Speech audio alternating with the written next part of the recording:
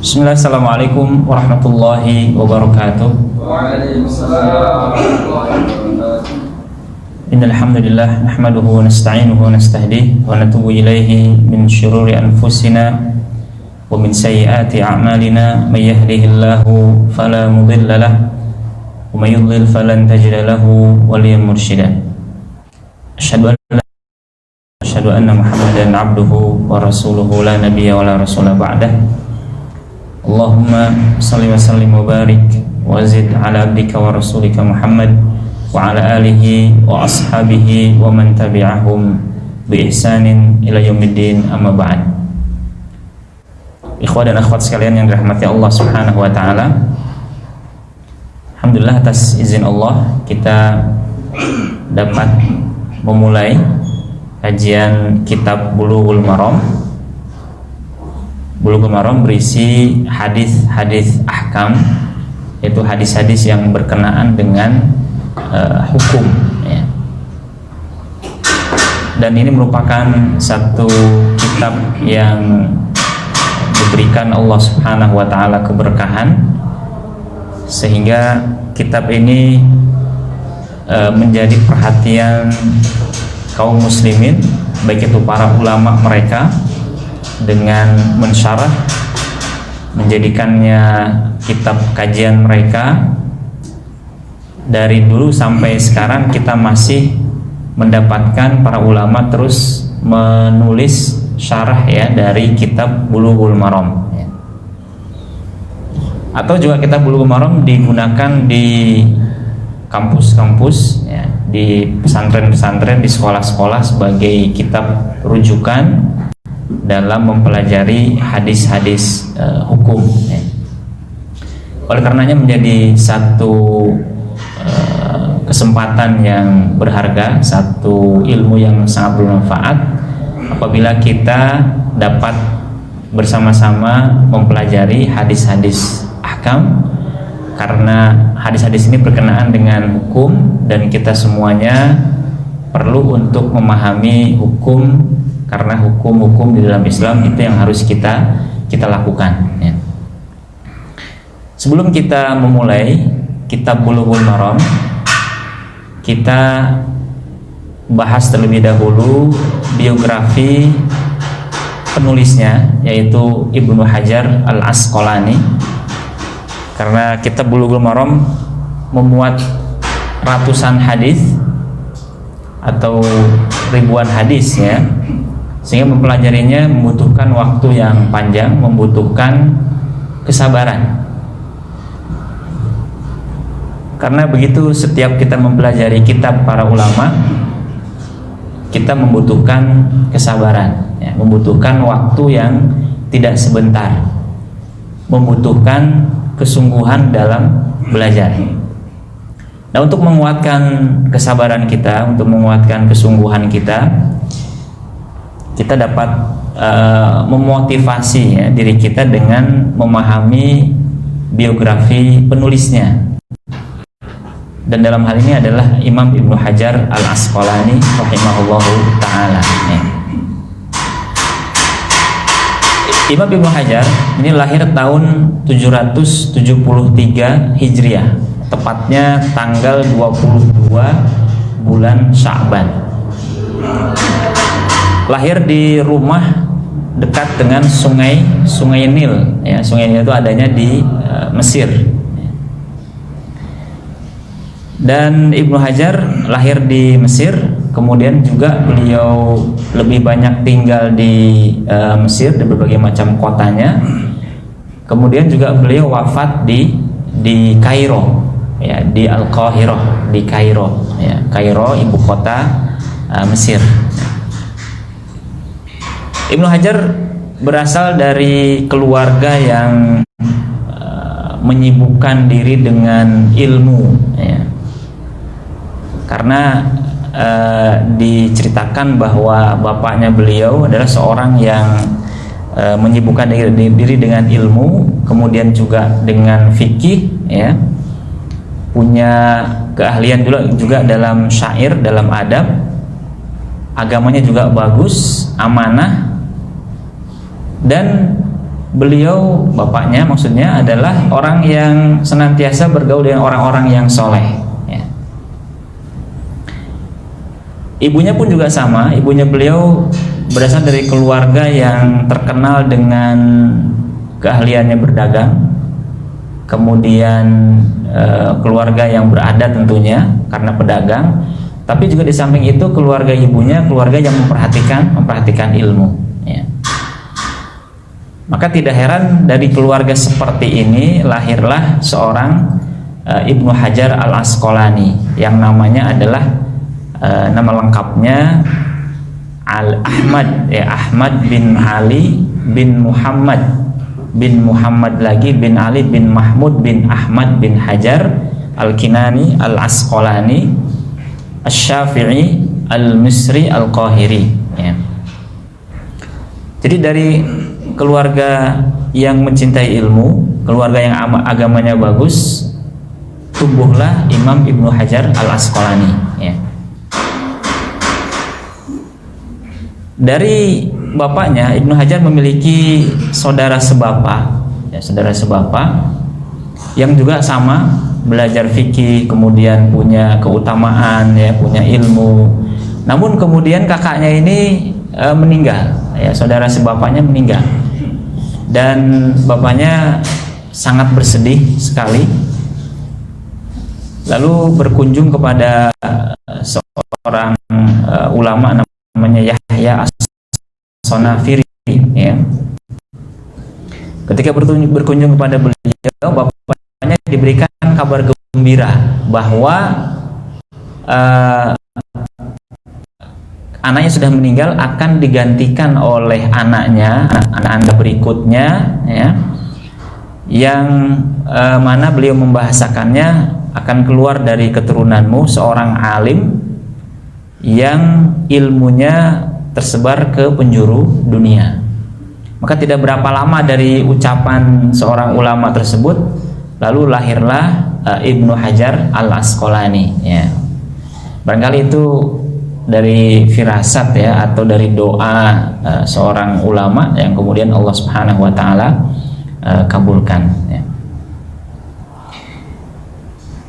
Namun Imam Ibnu Hajar tumbuh dalam kondisi yatim, ya, karena bapaknya meninggal ketika usianya 5 tahunan, ya. Ketika usianya 5 tahun itu bapaknya meninggal, 3 atau 5 tahun, ya.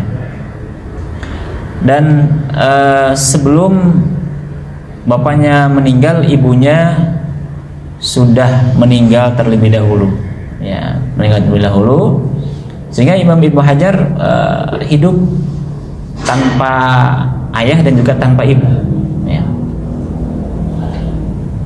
Nah, berikutnya beliau di bawah asuhan ahli wasiat, ya, al-wasi, ya, pemegang wasiatnya, yaitu namanya adalah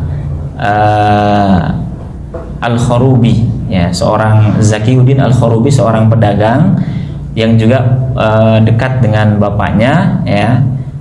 Dan di tangan beliaulah Ibnu Hajar kemudian tumbuh dewasa, didekatkan dengan para ulama, ya. Sehingga ketika usianya 5 tahun, Ibnu Hajar dikirim ke Kutab untuk menghafal Al-Quran, ya. Dan di usia 4 tahun, kalau tidak salah 4 tahun, dan di usia 5 tahun beliau sudah mulai menghafal Al-Quran, dan disebutkan bahwa beliau menghafal surat Maryam itu dalam 1 hari, ya, subhanallah, ya. Jadi sejak kecil beliau terkenal dengan hafalan yang kuat, ya, dengan pemahaman yang cepat, dan akhirnya pada usia 9 tahun beliau sudah hafal Al-Quran. 9 tahun, ya. Jadi para ulama itu rata-rata hafal Quran tidak lebih dari 10 tahun.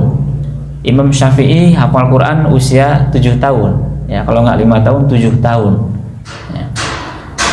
Dan sekarang beberapa lembaga Quran mulai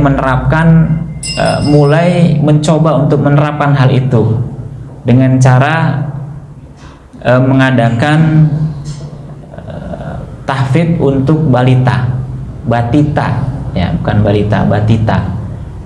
Ada satu lembaga tahfidz yang saya tahu, program ini hanya diikuti oleh bayi usia di bawah 4 tahun, ya, tidak lebih daripada 4 tahun. Jadi seperti daycare, batita ini diantar ke tempat tahfidz ini, disiapkan juga makanannya, ditinggal oleh ibunya.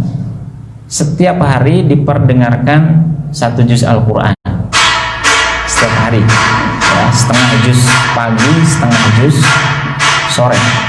Nanti sore dijemput oleh orang tuanya, ya. Di kota besar seperti di Jakarta ini banyak yang ikut program ini karena orang tuanya sibuk, ya. Jadi daycare, penitipan anak, tapi anaknya hafal Quran. Begitu seterusnya. Nanti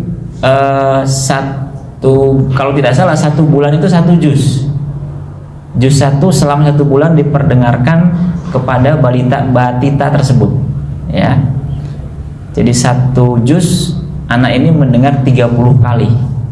30 kali putaran. Berarti diselesaikan dalam 30 bulan, ya, 30 bulan. 2 tahun setengah. Maka para ulama dahulu tidak heran ketika mereka rata-rata hafal Quran di bawah usia 10 tahun, ya.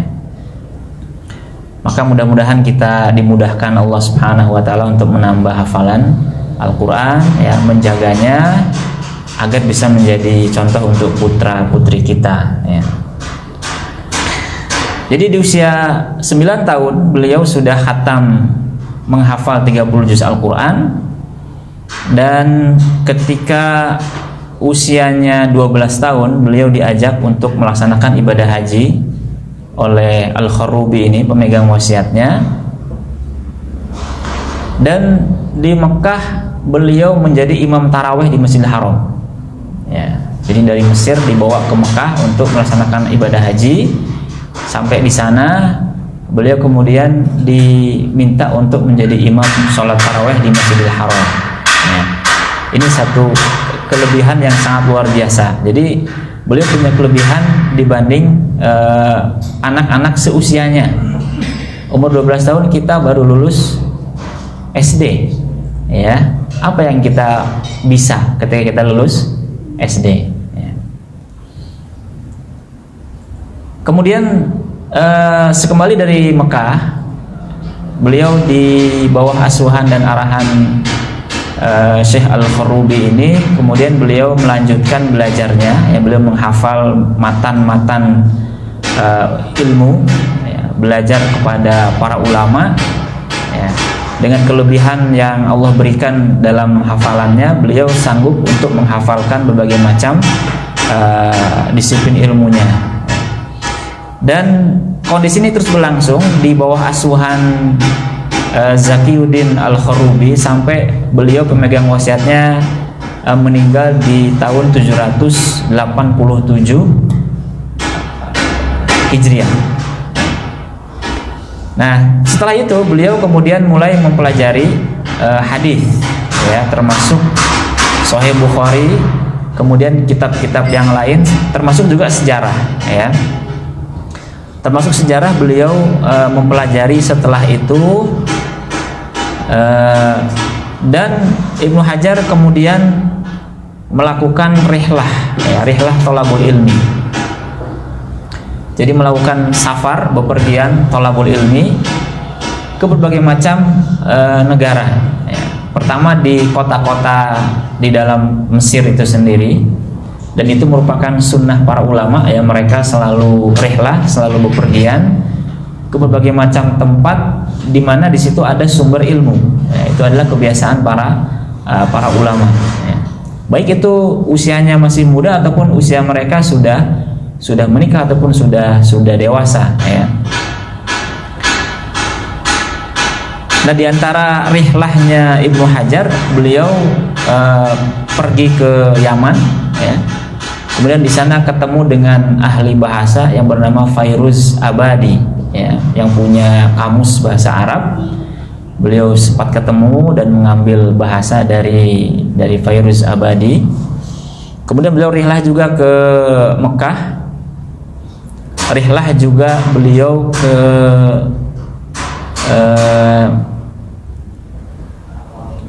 ke negara lain, ya, ke Yaman itu beliau sampai 2 kali. Kemudian rihlah ke negeri Syam, ya, negeri Syam itu Palestina, Yordania, Suriah, itu masuk dalam negeri Syam, ya.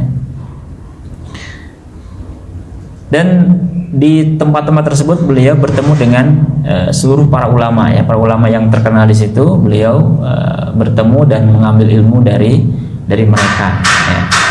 Sehingga dalam usia ke-25 tahun, ya, beliau sudah menghimpun banyak ilmu, entah itu Quran, entah itu hadis, tafsir, fikih, bahasa, ya, adab, sejarah, juga kemudian hadis, ya. Dan berikutnya setelah beliau melakukan rihlah, beliau mulai mempelajari hadis itu lebih mendalam, ya. Beliau mempelajari hadis lebih mendalam, dan kebanyakan tulisannya itu berkenaan dengan ilmu hadis, ya. Baik itu tentang hadisnya, matannya, atau juga tentang kitab yang berbicara berkenaan dengan para perawi hadis. Dan ini menjadi satu kelebihan ilmu dalam Islam, yaitu ilmu hadis, ya. Ilmu hadis ini diakui oleh ilmuwan barat merupakan ilmu yang paling otentik, ya, paling otentik. Hadis ini bagian yang paling banyak diserang oleh musuh-musuh Islam, tetapi satu sisi ilmu hadis ataupun hadis adalah ilmu yang paling otentik di dunia, ya. Kenapa? Karena seorang muhaddits, seorang ahli hadis, ketika dia meriwayatkan satu hadis, dia akan meneliti satu persatu para perawinya, dan itu tidak mudah, ya. Mereka harus rihlah, mereka harus bepergian mencari tahu satu persatu perawi hadis. Dan sehingga kita sekarang ini hanya tinggal buka buku, ya, tinggal buka buku yang berbicara tentang para perawi hadis. Dengan buka buku kita tahu ada hadis, ada perawi namanya Muhammad misalkan. Muhammad ini seperti apa orangnya? Apakah jujur? Seperti apa hafalannya? Hafalannya ketika masih muda bagaimana? Ketika usianya sudah tua seperti apa? Ya, siapa gurunya? Siapa muridnya? Tinggal di mana? Ya, kemudian pendapat para ulama itu seperti apa? Kita tinggal buka buku, ya. Ada kitab seperti itu yang di masing-masing nama sudah dituliskan.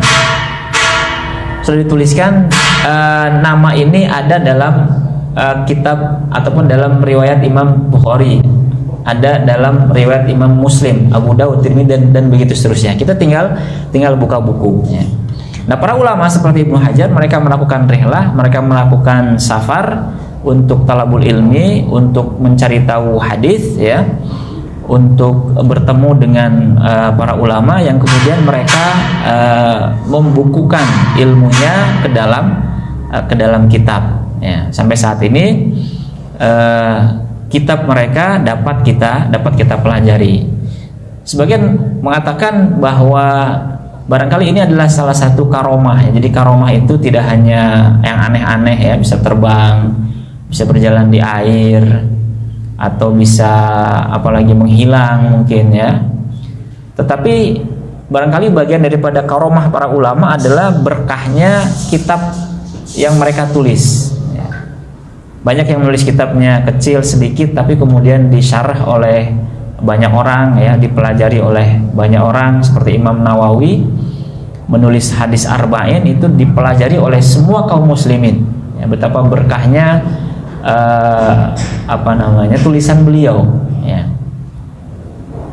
Dan Imam Nawawi itu kalau dibandingkan usia dengan jumlah tulisannya, kata para ulama, itu semestinya beliau baru lahir itu mestinya menulis sehari 10 lembar, ya. Baru lahir tuh kalau hitung-hitungan matematikanya, ya, kalau dibagi usianya Beliau usianya hanya 45 tahun kalau tidak salah ya, Imam An-Nawawi, atau 45 atau 35 ya. Jadi mestinya beliau sejak lahir itu menulis 10 halaman atau 10 lembar.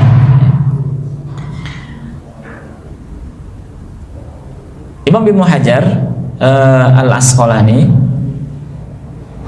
tulisan beliau cukup banyak ya, diantaranya adalah Bulughul Maram yang kita pelajari, kemudian kitab-kitab berkenaan dengan ilmu hadis ya.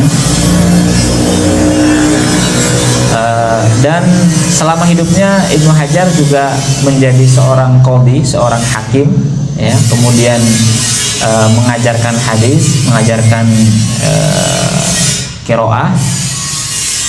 Dan sebagaimana para ulama yang lain, Ibnu Hajar juga memiliki sifat-sifat yang terpuji ya. Beliau punya sifat wara ya.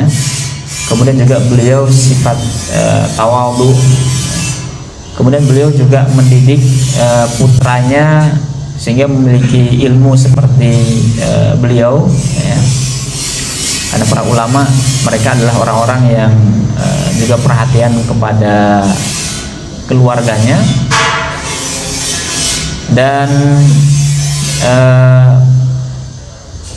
semua ilmu yang beliau tulis semuanya bermanfaat bagi kaum muslimin ya. Salah satu yang paling besar adalah Fathul Bari ya, syarahnya Sahih Bukhari, syarah Sahih Imam Al-Bukhari ya. Tidak kurang dari 15 jilid ya. Fathul Bari itu 15 jilid ya. Itu peninggalan para ulama yang memenuhi perpustakaan kita ya. Maka mereka diberikan keberkahan ilmu, diberikan keberkahan waktu oleh Allah Subhanahu wa taala sehingga bisa menulis berbagai macam tulisan. Kalau kita mau menulis sekarang kesulitan ya. Sehingga kitab-kitab mereka menjadi kitab referensi, rujukan ya, rujukan hampir semua orang sepeninggal mereka ya. Maka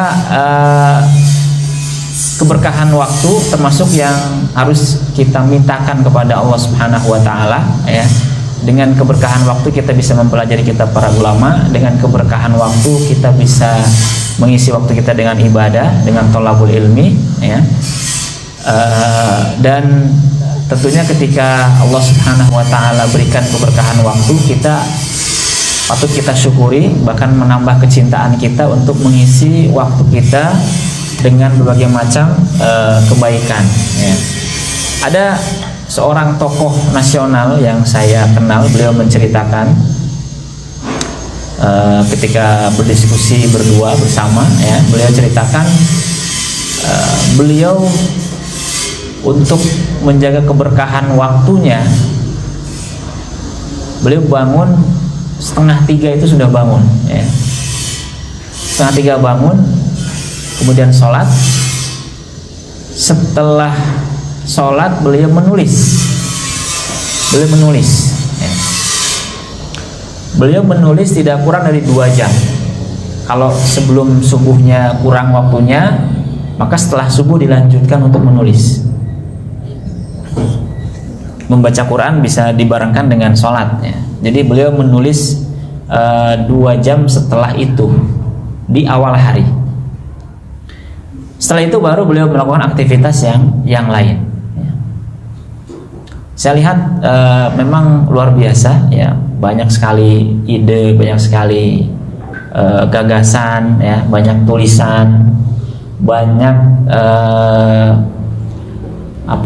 andil beliau dari berbagai macam lembaga bahkan ya. Salah satunya adalah kaderisasi ulama ya. Dan betul-betul berkah. Maka beliau wasiatkan kepada mahasiswa S1 ketika itu, pada beberapa pelajar ya, beliau mengatakan sebagai anak muda Anda harus banyak bergerak, Anda harus banyak produktif. Caranya apa? Anda harus banyak bergerak, jangan banyak diam, banyak bergerak, banyak berbuat. Habis sholat pindah Qiraatul Quran, habis sholat Quran pindah bergerak baca buku, habis itu bergerak lagi melaksanakan pekerjaan harian, bergerak lagi menghadiri kajian dan begitu seterusnya. Ya, harus ada pergerakan, ya. Harus ada pergerakan, harus ada yang dilakukan dan itu adalah manfaat sehingga waktu kita bisa berbarokah, ya. Waktu kita bisa berbarokah dan ketika kita diminta untuk mengisi aktivitas harian jam per jamnya kita tidak kebingungan, ya. Kita tidak kehabisan aktivitas karena Allah SWT mengatakan fa idza faragta fansab. Kalau sudah selesai dari satu pekerjaan maka kerjakan pekerjaan yang lain, ya. Saya ingat untuk aktivitas harian, ya, di sebuah perusahaan besar itu diadakan pelatihan sampai 3 hari. Masuk toilet seperti apa, ya, masuk ruangan bagaimana, membersihkan ini bagaimana, kemudian dikasih tahu sehari itu untuk baca buku berapa jam, untuk membangun relasi berapa jam, ya, untuk menulis berapa jam. Maka itu ada pelatihannya. Padahal ayatnya sudah jelas, ya, fa idza faragta fansab, ya. Maka barangkali seperti itu keberkahan waktu para ulama sehingga mereka mampu untuk melahirkan karya, ya, baik itu kitab atau mereka melahirkan murid-murid mereka yang di kemudian hari sama menjadi ulama seperti mereka, ya. Kira-kira ini biografi Imam Ibnu Hajar Al-Asqalani. Beliau banyak menulis kitab, ya. Tidak lupa juga beliau memiliki banyak murid sebagaimana para ulama, karena ilmu di tradisi para ulama itu diambil langsung talaki, ya, langsung kepada para guru, para ulama.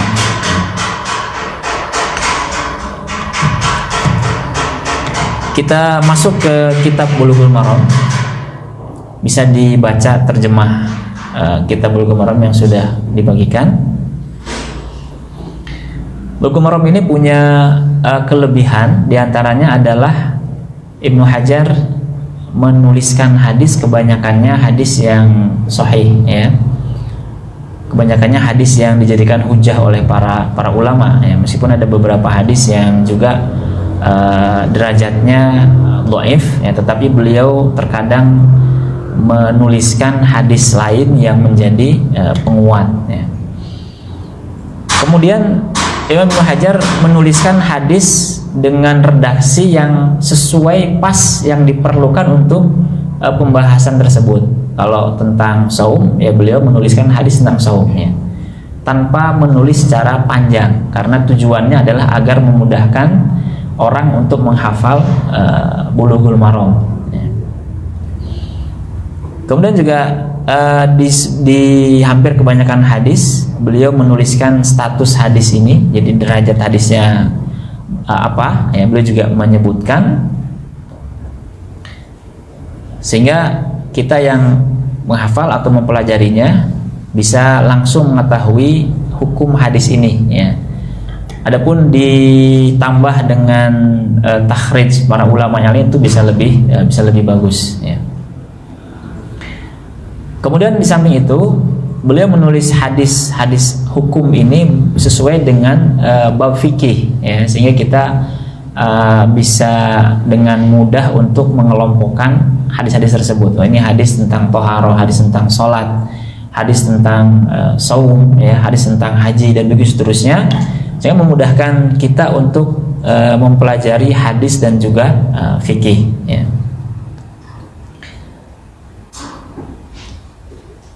Kitab pertama yang beliau tulis, bab pertama, ya, kitab itu adalah bab pertama adalah Kitabut Thaharah, ya, kitab tentang bersuci. Kitabut Thaharah babul miyah, ya, bab macam-macam air, ya. Terjemahannya seperti itu kira-kira, ya.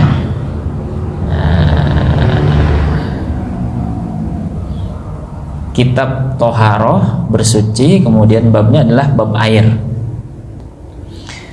Toharoh artinya suci ya. Toharoh itu adalah artinya suci, baik itu suci dari yang nampak fisik ataupun yang maknawi. Kalau fisik, dari najis yang fisik itu adalah seperti air seni ya. Kemudian maknawi seperti syirik ya. Syirik itu adalah najis maknawi. Secara istilah syar'i, toharoh itu artinya irtifa'ul hadath wa ma fi ma'nahu wa zawalul khobath ya. Terangkatnya hadath ya, menghilangkan hadath atau makna hadath, dan juga hilangnya najis ya. Jadi bersuci itu, kegiatan bersuci itu adalah untuk dua tujuan itu ya. Mengangkat hadas, menghilangkan hadas, atau menghilangkan najis. Hadas itu seperti yang kita tahu, hadas adalah satu kondisi di mana seseorang terhalang dari melaksanakan sholat atau ibadah yang lain. Dalam pendapat sebagian para ulama, orang yang berhadas tidak boleh membaca, memegang mushaf ya, memegang mushaf. Jadi hadas adalah kondisi di mana menghalangi seseorang melaksanakan sholat, karena diantara syarat sholat, syarat sahnya adalah toharoh ya, atau ibadah yang lain. Maka hadas itu kalau seorang buang air kecil ya, buang angin, kemudian memakan daging unta ya, dalam sebuah hadis, maka dianjurkan untuk berwudu. Atau semisal itu seperti mengulang wudu ya, mengulang berwudu itu seperti mengangkat hadas ya. Atau juga seperti mandi yang disunnahkan ya, mandi untuk sholat Jumat itu hukumnya menurut jumhur adalah sunnah muakkadah. Karena pernah suatu kali sahabat Utsman bin Affan masuk ke masjid dan Nabi SAW sedang khutbah. Nabi tidak menyuruhnya untuk mandi ya. Itu dari pasar kalau tidak salah. Kemudian yang kedua adalah wazawalul khobath, dan hilangnya najis. Hilangnya najis. Kenapa dibahasakan dengan hilangnya najis? Karena najis itu bisa hilang tanpa dihilangkan oleh manusia, oleh orang. Misalkan tanah yang ada najisnya, kemudian turun hujan yang besar, itu juga mensucikan. Atau baju kena najis, tapi setelah itu dia kena air hujan yang banyak, ya, sehingga najisnya hilang, maka itu juga sudah dianggap suci. Sehingga dibahasakan oleh para ulama, wazawalul khobath, hilangnya najis, ya, meskipun itu bukan karena perbuatan orang. Ya. Jadi hilangnya najis ada karena perbuatan orang, ya, dicuci, dibersihkan, ya, digosok dan sebagainya, atau ada yang bukan karena tindakan orang, ya, seperti tadi air hujan. Ya. Maka yang menjadi patokannya adalah hilangnya najis. Ya. Ketika toharoh ini menjadi syarat sahnya sholat, ya, dan sholat merupakan tiangnya agama, maka Imam Ibnu Hajar seperti para ulama yang lain memulai pembahasannya dari kitab toharoh. Ya, jadi ini urutannya seperti itu. Ya. Kita akan mendapati urutan penulisan para ulama, terutama para ulama fikih, ya, masing-masing ada perbedaan. Kalau Imam Syafi'i misalkan bab ibadah, kemudian muamalah, kemudian nikah, ya, kemudian jihad, kemudian hudud, jinayat, ya. Artinya mereka barangkali punya maksud, ya, ibadah dulu, kemudian bermuamalah, ya, bermuamalah, transaksi dan sebagainya, kemudian dianggap sudah siap, kemudian menikah, setelah menikah berjihad, ya. Sudah menikah harus meninggalkan keluarga, berjihad. Nah, itu, ya. Setelah itu mempelajari tentang jinayat, pidana, ya, pidana, hudud, kemudian peradilan dan begitu seterusnya. Jadi ini ada urutan para ulama yang masing-masing memiliki maksud. Sebagian ulama ada yang menulis setelah ibadah muamalah nikah, ibadah nikah itu masuk ke ibadah atau ahwal syakhsiyah, baru kemudian bermuamalah. Ya, mungkin nikah dulu baru nanti Allah Subhanahu wa taala akan memberikan rezeki. Karena Allah mengatakan iyakunu fuqara'a yughnihimullahu min fadlihi. Ya, kalau mereka fakir belum menikah fakir, maka Allah yang akan memberikan mereka kekayaan. Ya, jadi ini masing-masing ada maksudnya. Ya. Kebanyakan para ulama memulai dengan bab toharoh karena toharoh merupakan syarat sahnya sholat, ya. Dan sholat merupakan tiang agama. Ya. Sehingga tidak sah sholat yang tidak dengan toharoh. Ya. La sholata bi ghairi tuhurin. Ya, tidak sah sholat tanpa toharoh. Ya. Dalam bab air ini, hadis yang pertama yang disebutkan oleh Imam Ibnu Hajar adalah tentang sucinya air laut. Ya, sucinya air laut. Ya. Sebelumnya beliau menulis babul miyah, ya, bentuknya jamak.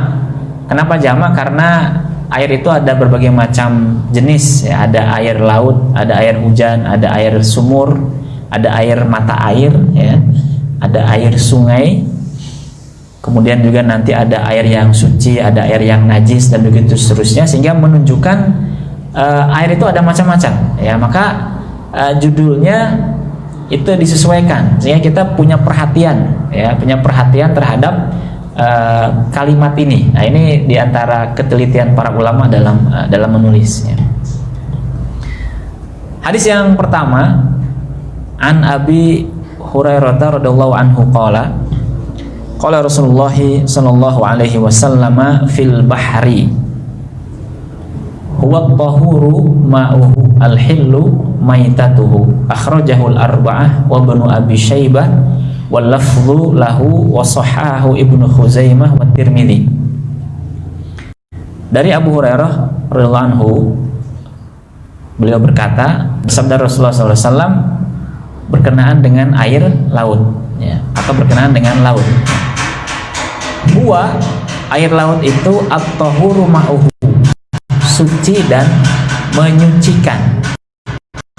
Tahur itu artinya suci dan menyucikan. Huwa tahuru ma'u, laut itu airnya suci dan menyucikan. Al-hillu maitatuhu, bangkainya, bangkai yang di laut itu halal untuk dimakan. Ya. Hadis diriwayatkan oleh ashabus sunan yang 4, Abu Daud, Tirmidzi, kemudian An-Nasai dan Ibnu Majah, ya. Juga Ibnu Abi Syaibah, dan lafadznya adalah lafadznya Ibnu Abi Syaibah, disahihkan oleh Ibnu Khuzaimah dan At-Tirmidzi. Ya, secara singkat hadis ini adalah hadis yang sahih. Ya.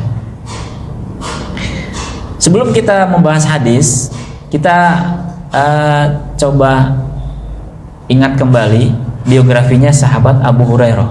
Ya. Karena sangat sayang untuk dilewatkan, ya. Abu Hurairah ini nama aslinya adalah Abdurrahman bin Sakhar. Itu menurut jumhur para ulama, ya. Abdurrahman bin Sakhar, dan beliau dikunyah, ya, digelari Abu Hurairah. Ini yang terkenalnya itu karena dulu beliau punya kucing, dipelihara, diurus, kasih makan, ya, dirawat, sehingga disebut oleh bapaknya Abu Hurairah. Nabi memanggilnya Abahir, ya, Abahirin, ya, wahai bapaknya kucing, karena punya kucing. Ya. Beliau masuk Islam itu baru masuk Islam tahun ke-7 Hijriah, setelah Nabi menaklukkan Khaybar. Ya, setelah menaklukkan Khaybar, Abu Hurairah masuk Islam.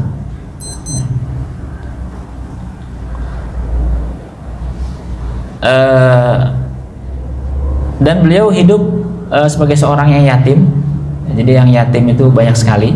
Nabi pun juga yatim piatu, ya. Abu Hurairah juga yatim, Ibnu Hajar juga yatim, ya. Masuk Islam setelah Hudaybiyah, kemudian beliau hijrah ke Madinah, ya. Nah, ketika beliau masuk Islam itu Nabi ada di Khaybar, ya. Nabi ada di Khaybar. Masuk Islamnya lewat seorang sahabat yang mulia namanya At-Tufail bin Amr Ad-Dawsi. Jadi At-Tufail bin Amr Ad-Dawsi ini seorang kepala suku. Ketika beliau masuk Islam, maka seluruh kabilahnya itu masuk Islam, termasuk Abu Hurairah. Maka beliau datang ke Madinah bersama dengan At-Tufail bin Amr, bersama dengan 87 orang dari kabilahnya At-Tufail bin Amr. Abu Hurairah termasuk sahabat yang miskin, ya, sahabat yang tidak punya. Dan beliau karena hijrahnya ke Madinah itu setelah di atas tahun kedua Hijriah, maka semua yang hijrah ke Madinah di atas tahun 2 Hijriah dan merupakan orang yang fuqara wal masakin, mereka rata-rata tinggal di Masjid Nabawi. Itulah yang disebut dengan ahli as-suffah, ahlus suffah. Jumlahnya sekitar 70 orang, berkurang dan bertambah, ya.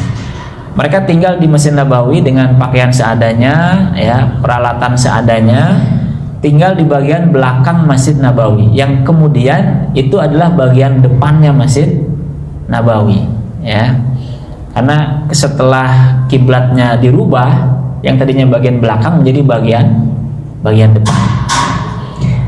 Kalau kita ke Masjid Nabawi, kita bisa melihat bekas ahlus suffah itu ada area, ada tandanya kalau tidak salah, area sesempat ditunjukkan sekali oleh orang Madinah, ya. Jadi ada tempat dulu, ini adalah tempat tinggalnya ahlus suffah, orang-orang yang mereka hijrah di atas tahun 2 Hijriah. Sahabat Ansor sudah tidak sanggup lagi menampung mereka. Nah, orang-orang suffah ini mereka belajar dengan Nabi SAW sekian waktu, kemudian mereka izin pulang ke keluarga mereka, ya, mungkin memenuhi kebutuhan mereka, ya, mengurusi mereka dulu, kemudian kembali lagi ke Madinah, tinggal lagi di Masjid Nabawi. Atau diantara mereka ada yang berkurang karena mereka ikut perang bersama Nabi SAW, kemudian mereka mati syahid, ya. Di antara ahlus suffah yang lain adalah seperti Hudzaifah ibnul Yaman, itu beliau juga termasuk dari ahlus suffah, ya, ahlus suffah. Nah, Abu Hurairah radhiyallahu anhu, beliau hidup menjadi seorang buruh, ya, seorang pembantu di seorang wanita namanya Busroh binti Ghazwan, agar supaya bisa makan, ya, untuk susuk nasi, ya, dan juga bisa berganti pakaian dan sebagainya. Ketika mereka menempati satu tempat, ya, keluarga ini menempati satu tempat, maka Abu Hurairah akan melayani mereka, ya, melayani mereka. Ketika mereka bepergian, Abu Hurairah akan mengawal keluarga mereka, ya. Lalu berikutnya Allah nikahkan Abu Hurairah dengan Busroh binti Ghazwan ini, ya, dengan majikannya ini Allah nikahkan Abu Hurairah, ya. Maka beliau mengatakan, falhamdulillahilladzi ja'ala ad-dina qiwaman wa ja'ala Abu Hurairah imaman. Alhamdulillah yang telah menjadikan agama ini sebagai penegak, ya, dan menjadikan Abu Hurairah sebagai imam.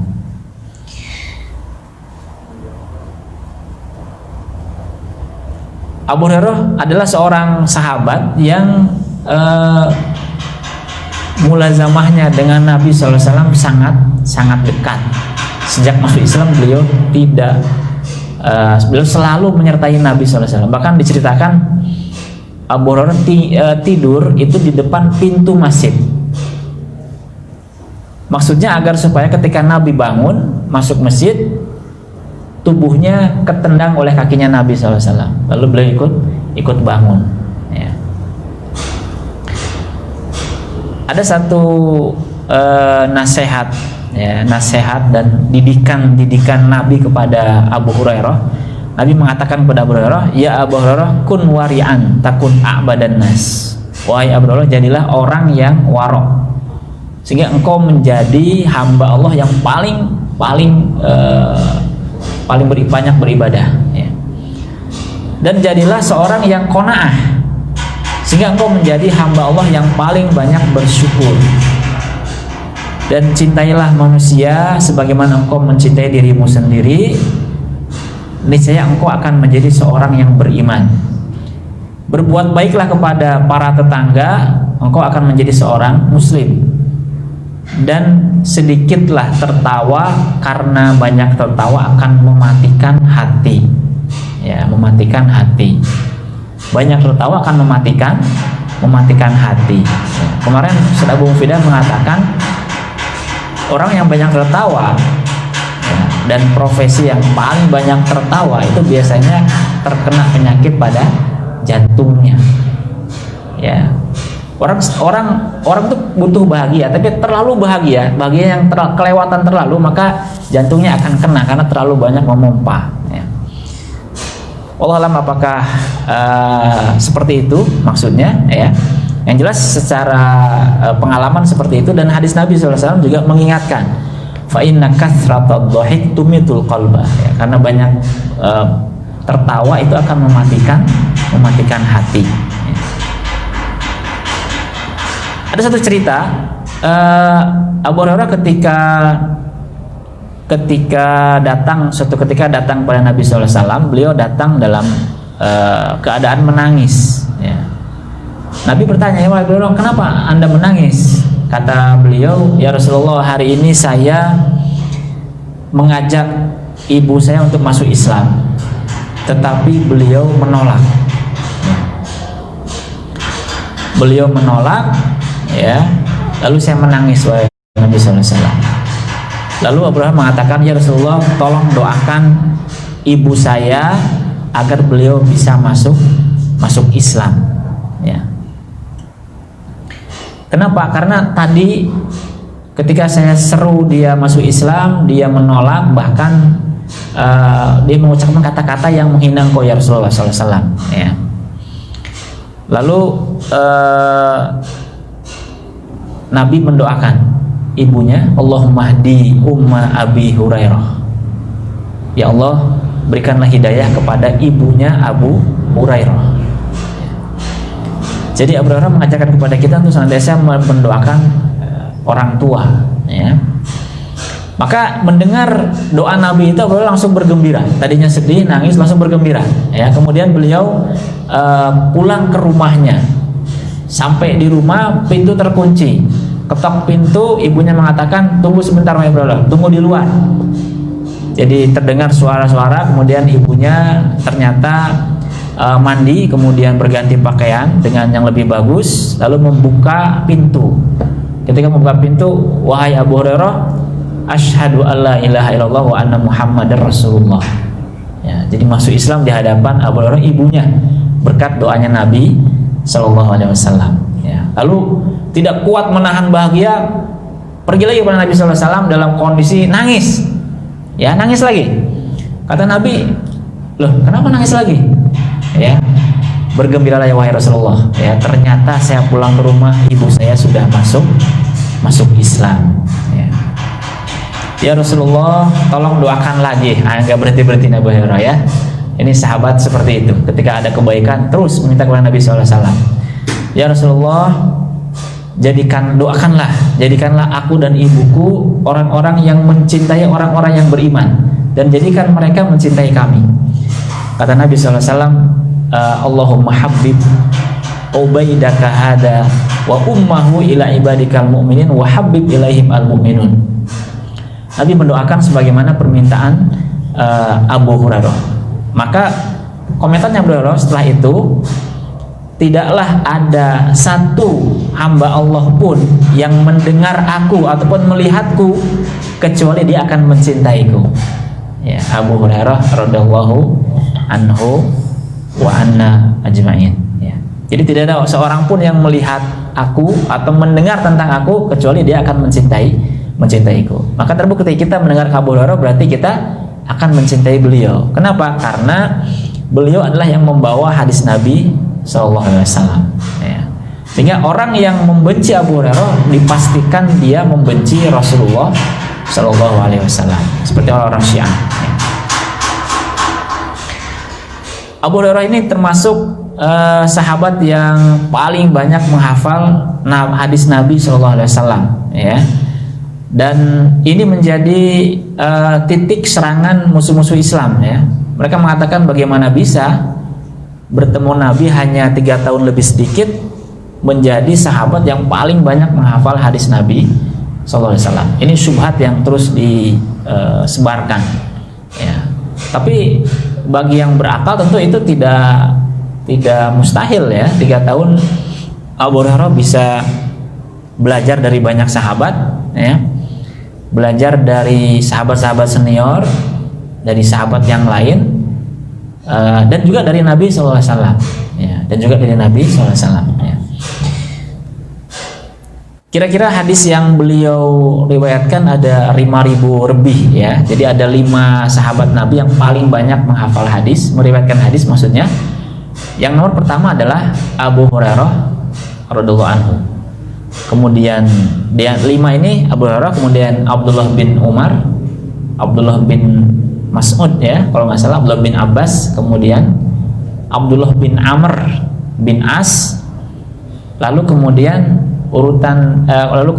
wanitanya adalah Ummul Mukminin Aisyah radhiyallahu anha atau radhiyallahu anhum ajmain, ya. Abu Hurairah mengatakan, saya adalah orang yang paling banyak menghafal hadis. Tidak ada yang lain kecuali Abdullah bin Amr ibnul As, karena beliau selain menghafal juga menulis. Abdullah bin Amr bin As ini selain menghafal menulis, minta izin kepada Nabi SAW untuk menulis hadis Nabi, ya, untuk menulis hadis Nabi, dan hadisnya itu dinamakan dengan As-Sahifah. Abu Hurairah ada seorang yang banyak sholat, banyak saum, banyak membaca Al-Quran, ya. Bahkan malam itu beliau bagi 3, ya. Jadi beliau kemudian ada riwayat mengatakan beliau, istrinya sama pembantunya masing-masing sholat sepertiga malam, sehingga satu malam itu dihidupkan oleh seluruh anggota keluarga. Sepertiga pertama mungkin istrinya, sepertiga kedua nanti membangunkan yang lain, ya. Kemudian yang kedua sepertiga malam sholat, lalu Abu Hurairah sholat sepertiga malam yang terakhir, ya. Sehingga satu malam itu dihidupkan oleh keluarga tersebut secara bergantian, ya. Abu Hurairah adalah orang yang termasuk orang sahabat yang paling memegang pesan Nabi SAW, ya. Di antara amalan yang beliau kerjakan sesuai dengan pesan Nabi, ya, beliau mengatakan dalam hadis sahih, ya, yang kita kenal, beliau mengatakan senantiasa Khalili, ya, Ausani Khalili Abul Qasim SAW bithalathin la ada'uhunna hatta amut.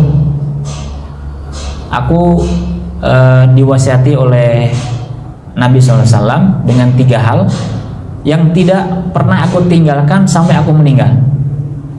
Pertama, saum thalathati ayyam min kulli syahr, saum 3 hari setiap bulan, yaitu ayyamul bid.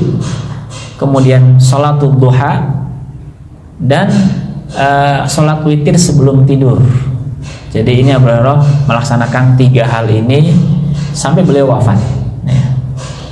Kemudian Abu Hurairah juga mengingat hadis Nabi ketika beliau berkata, ketika ada seorang yang bertanya kepada Nabi SAW, ya Rasulullah, man ahaqqun nas bihusni sahabati, ya Rasulullah, siapa orang yang paling berhak untuk aku perlakukan dengan baik? Kata Nabi, ummuka, ibumu, ya. Orang itu bertanya, kemudian siapa? Kemudian ibumu, sampai 3 kali. Nah, Abu Hurairah adalah perawi hadis ini. Setelah mendengar hadis itu, Abu Hurairah adalah termasuk orang yang paling memuliakan ibunya, yang paling berbakti, berbuat baik kepada ibunya. Ya. Ada satu cerita yang cukup panjang ya, diberikan oleh Imam Al-Bukhari. Abu Hurairah ini kan Ahlus Sufah. Ahlus Sufah, beliau tinggal di Sufah, dan sering kali beliau di Masjid Nabawi itu dalam kondisi lapar. Karena mereka Ahlus Sufah, kebanyakan mereka adalah hidupnya sederhana, bahkan mereka sering mengalami kekurangan makanan. Suatu saat Abu Hurairah dalam kondisi lapar, ya, beliau sampai mengikat batu di perutnya. Ini hadis riwayat Imam Al-Bukhari.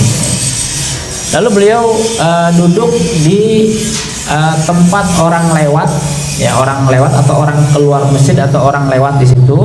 Beliau duduk di situ, berharap ada orang yang mengasihaninya pada hari itu. Tiba-tiba lewat Abu Bakar As-Siddiq. Lalu Abu Hurairah cerita, lalu saya basa-basi dengan Abu Bakar, saya tanya tentang tafsir sebuah ayat. Mudah-mudahan Abu Bakar mengerti, peka, lalu dia ngajak saya makan atau ngasih saya makanan. Tapi setelah itu ternyata Abu Bakar cuma dialog saja, habis itu lewat. Ya. Lewat. Lalu lewat lagi Umar ibn Khattab. Sama, ya. Aku pun berbasa-basi kepada Umar menanyakan tafsir suatu ayat. Mudah-mudahan kali ini Umar mengerti, melihat kondisi saya, lalu memberi saya makanan. Tapi ternyata Umar juga hanya lewat. Subhanallah. Ya. Lalu tiba-tiba Nabi muncul. Ya, Nabi muncul, kemudian Nabi memanggil, ya Abu Hurairah, atau ya Abahir. Ini ya Abahir ya riwayatnya, ya Abahir, labbaika ya Rasulullah, kesini, ya, ikut saya. Lalu Nabi masuk ke rumah. Abu Hurairah minta izin, diberikan izin masuk ke dalam rumah, ya, karena rumah Nabi itu kan cuma 3x4 meter, ya, rumah istrinya Nabi itu 3x4 meter. Kalau sholat mau sujud, kakinya Aisyah digeser dulu, ya, digeser dulu. Jadi jangan khawatir kalau rumahnya semeter, 3 meter, 5 meter, ya. Nah, pintunya rumah istri Nabi itu diriwayatkan oleh seorang tabi'in, disebutkan dalam kitab Jami'ul Ulum wal Hikam, ketika ada orang yang mengunjungi rumah Nabi, atap rumahnya bisa tersentuh oleh tangan orang dewasa. Jadi orang dewasa berdiri, tangannya ke atas itu menyentuh atap rumahnya Nabi SAW. Pintunya, kalau Nabi masuk ke rumah harus menunduk dulu, ya, karena pintunya itu tidak setinggi Nabi SAW. Ketika masuk ke dalam rumah, Nabi melihat di sekeliling rumah itu hanya ada satu mangkuk susu. Nabi bertanya, ini dari mana ini susu? Kata istri beliau, oh ada si fulan yang memberinya hadiah. Nah, kalau hadiah berarti Nabi bisa makan, ya. Kalau sodakoh itu, kalau ada yang ngasih sodakoh, Nabi langsung berikan seluruhnya kepada Ahlus Sufah. Ketika Abu Hurairah tahu bahwa itu ada susu, Abu Hurairah bergembira, alhamdulillah, ya, saat ini saya bisa minum susu nih, alhamdulillah, ya. Tapi belum juga dipersilakan minum susu, Nabi menyuruh Abu Hurairah, wahai Abu Hurairah, tolong panggil orang-orang Ahlus Sufah ke sini. Dalam hati kata Abu Hurairah, dalam hati saya, wah gawat ini, ya, bisa-bisa nggak kebagian ini, padahal laparnya sudah tidak ketulungan, ya. Tapi kata beliau, tapi karena ini perintah Nabi SAW, maka yang ada kita harus sami'na wa ata'na. Maka saya pun pergi untuk memanggil mereka, ya.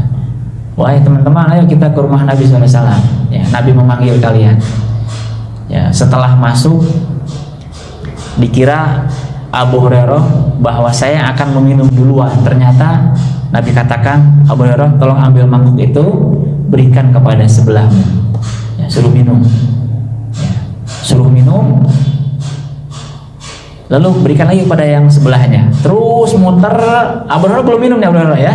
Abu Hurairah yang mengasihkan mereka mangkok ini belum minum. Terus muter sampai orang terakhir, lalu mangkoknya diambil oleh Nabi SAW. Wahai Abu Hurairah, yang belum minum tinggal saya sama engkau. Betul ya Rasulullah, ya. Kata Nabi SAW, kalau begitu minumlah Abu Hurairah, minumlah. Ya. Lalu saya minum seteguk, kata beliau. Kemudian Nabi mengatakan, minum lagi wahai Abu Hurairah. Lalu saya minum lagi. Sampai 3 kali Nabi menyuruh saya minum, tapi yang ketiga saya katakan, ya Rasulullah, sudah cukup ya Rasulullah. Karena saya malu, kata beliau, karena saya malu, sudah cukup ya Rasulullah. Ya. Lalu Nabi meminum sisa daripada air susu itu. Ya. Itu sahabat Abu Hurairah anhu, dan bagaimana Nabi SAW memiliki perhatian yang khusus ya kepada ahlus suffah. Nabi adalah orang yang paling memperhatikan mereka, orang yang mengetahui kondisi mereka, sehingga ketika ada sedekah Nabi langsung memberikannya kepada ahlus suffah, karena Nabi tidak boleh mengambil sedekah ya. Kalau ada hadiah barulah Nabi SAW memakan dari hadiah. Ikhwan dan akhwat sekalian yang dirahmati Allah Subhanahu wa taala,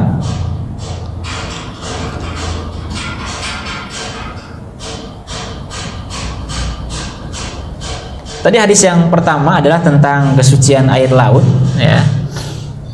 Cuma waktunya sudah habis kayaknya ya.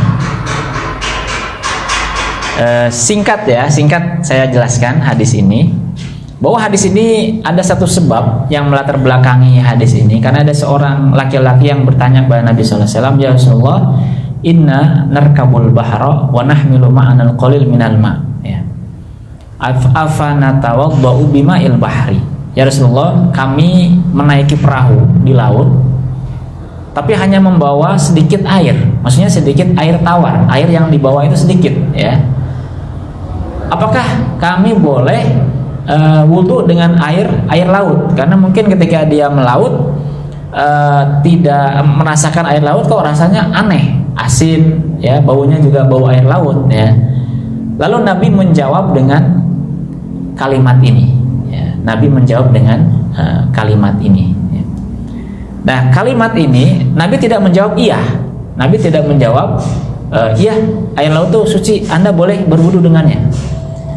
Kenapa Nabi menjawabnya tidak mengatakan iya, singkat begitu saja ya?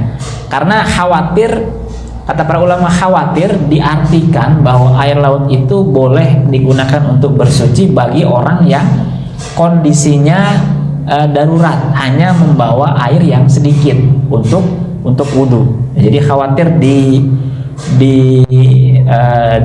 difahami seperti itu, sehingga Nabi tidak menjawab iya, Anda boleh wudhu dengan air laut. Tapi Nabi menjelaskan status air lautnya langsung. Buat tahuru ma'uhu, air laut itu airnya suci dan menyucikan ya, suci dan menyucikan.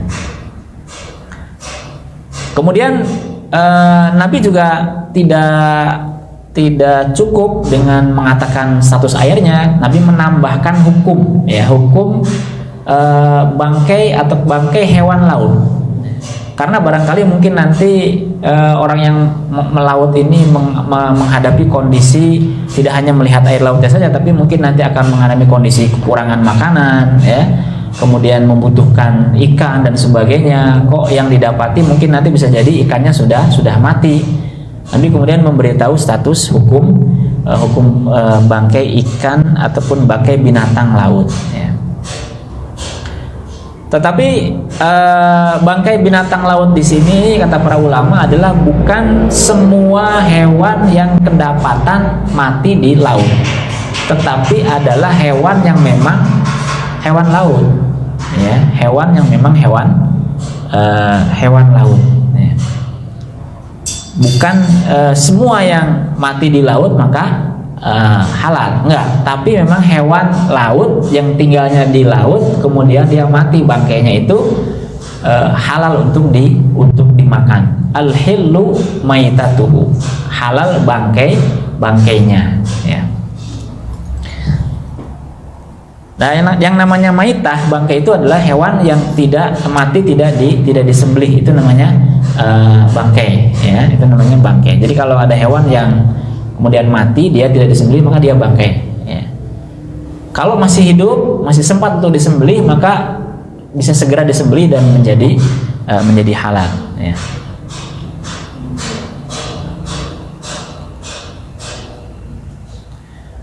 Kira-kira ini hadis yang pertama, ya. Jadi hadis pertama menjelaskan tentang dua hukum sekaligus, yaitu hukum air laut itu sendiri dan juga hukum bangkai binatang yang memang tinggal ataupun hidup di laut. Ya, tidak semua bangkai yang ada di laut kemudian dia hidup, ya.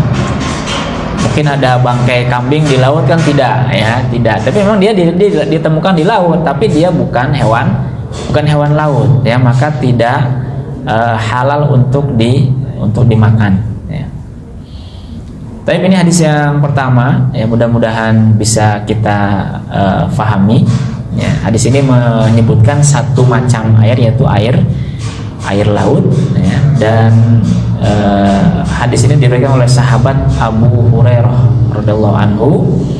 Mudah-mudahan biografi Ibnu Hajar dan juga biografi sahabat Abu Hurairah bisa memberikan motivasi kepada kita, bisa memberikan penguat, ya, kepada kita untuk semangat dalam beribadah, semangat dalam belajar, semangat dalam memahami agama Allah Subhanahu wa taala, dan juga semangat untuk memberikan kontribusi untuk agama Allah Subhanahu wa taala. Karena tidak ada seorang pun sahabat Nabi melainkan mereka punya pengorbanan yang mereka persembahkan untuk Allah dan Islam, ya.